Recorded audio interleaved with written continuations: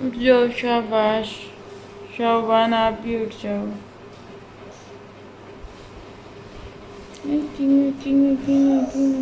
बाने उठो, उठो।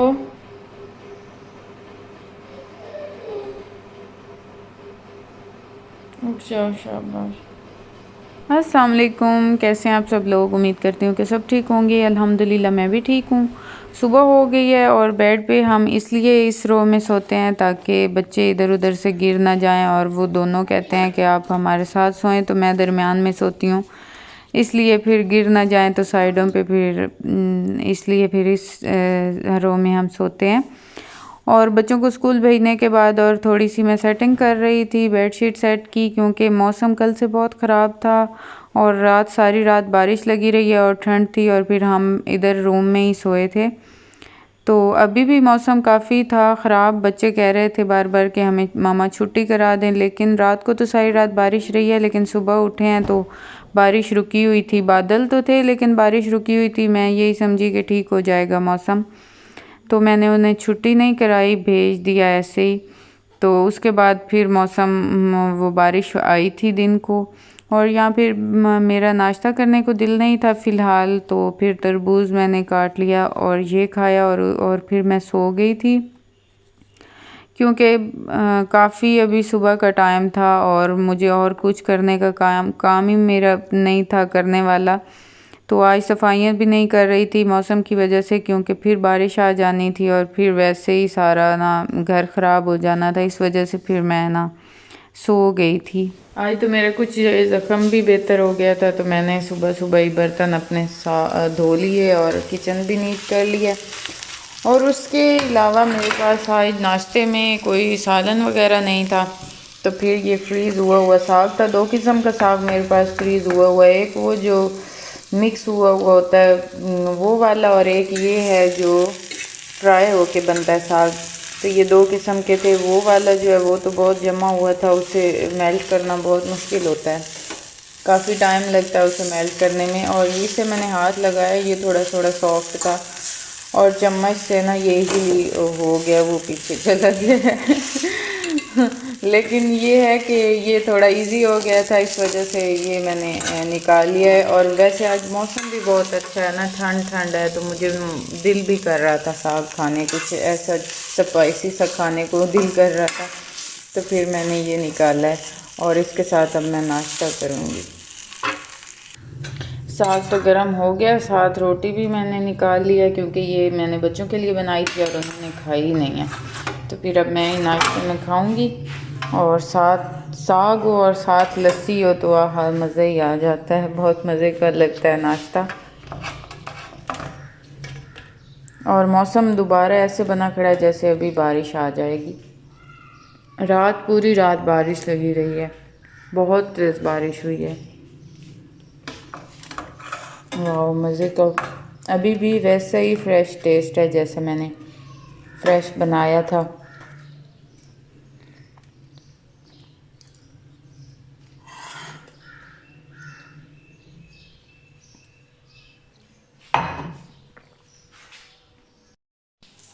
बारिश हो रही है यहाँ और बच्चे स्कूल गए हुए हैं।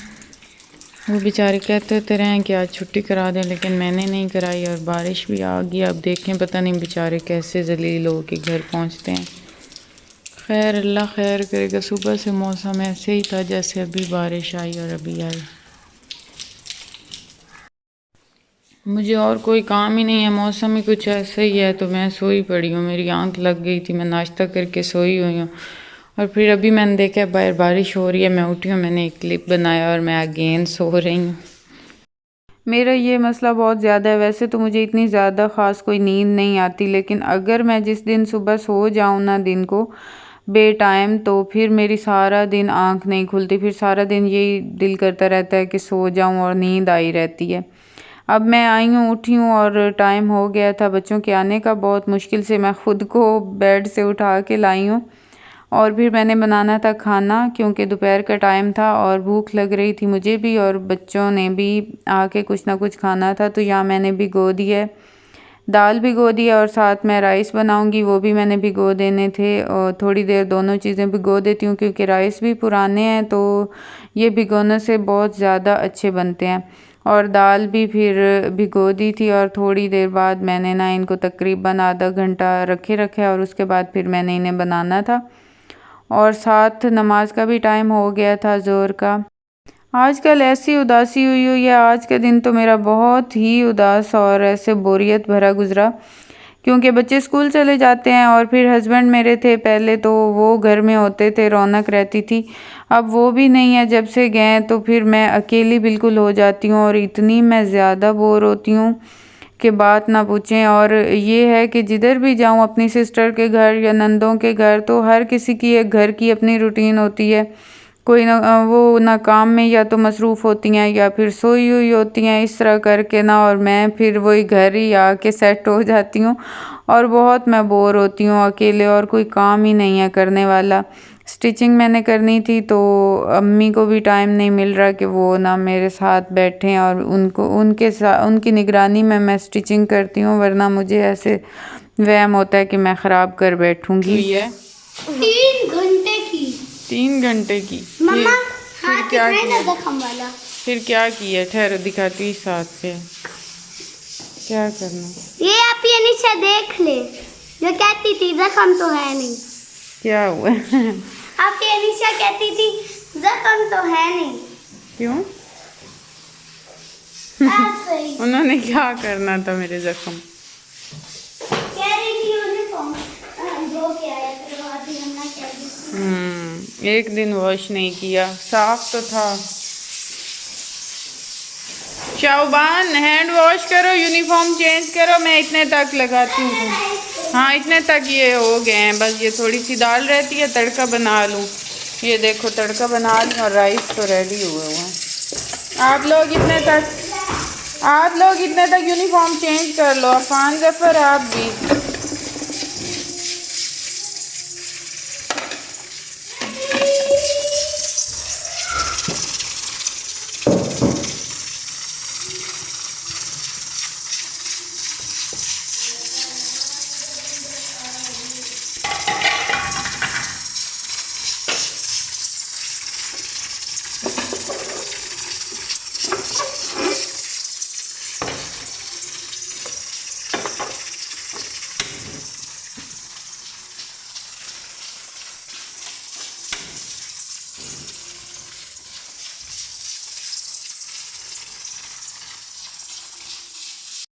दाल तो मैंने बना ली थी लेकिन दाल में मुझे नमक डालना याद ही नहीं रहा था। वो तो जब बाद में बिल्कुल एंड पे मैंने टेस्ट की ना दाल तो उसमें नमक बिल्कुल था ही नहीं। तो फिर मैंने लास्ट पे ही डाली और उन्हें हिला के और फिर मैंने राइस के साथ सर्व कर दिया। और जब राइस के ऊपर हम डाल के खाने लगे तो उस वक्त मुझे पता चला कि नमक तो ज़्यादा हो गया है। तो फिर ज़्यादा होने की यही हल होता है। फिर अम्मी लोगों को देसी टोटका है, वो ऐसे ही करती थी, उन्हीं को मैंने देखा हुआ था कि जब भी कोई ऐसे शोरबे वाला या पतला सा दाल की तरह सालन हो ना तो उसमें फिर वो छोटे छोटे एक बॉल्स बना के ना आटे के, गूंदे हुए आटे के, तो वो डाल के और हिलाते हैं और उससे फिर ये है कि वो आटे से नमक शायद वो सक कर लेता है नमक या क्या, वो फिर इक्वल हो जाता है, बराबर हो जाता है नमक। तो फिर मैंने भी ऐसे ही किया बाद में कि मैंने 2 छोटे छोटे पेड़े नमक उसके आटे के डाले और उससे फिर मैं काफ़ी हद तक ना ठीक हो गया था, नमक बिल्कुल बैलेंस हो गया था। और यहाँ लेकिन हमने ज़्यादा उस नमक वाले से खा लिए थे राइस। शाहबान को खुद से शौक़ भी है सर्व करने का और टेबल सेट करने का, लेकिन मुझे भी शौक़ है इस बात का कि हुबान को ऐसे छोटे छोटे काम आने चाहिए। तो मैं ख़ुद भी उससे कहती हूँ और वो ख़ुद से भी बहुत शौक़ से करती है। तो यहाँ हम खा रहे थे खाना, अफ़ान अपनी खेल में मसरूफ़ हो गया था। बस बच्चों को इकट्ठा ही करते रहते हैं, एक को कर रहे हैं तो दूसरा गायब हो जाता है, दूसरे को कर रहे हैं तो पहले वाला गायब हो जाता है।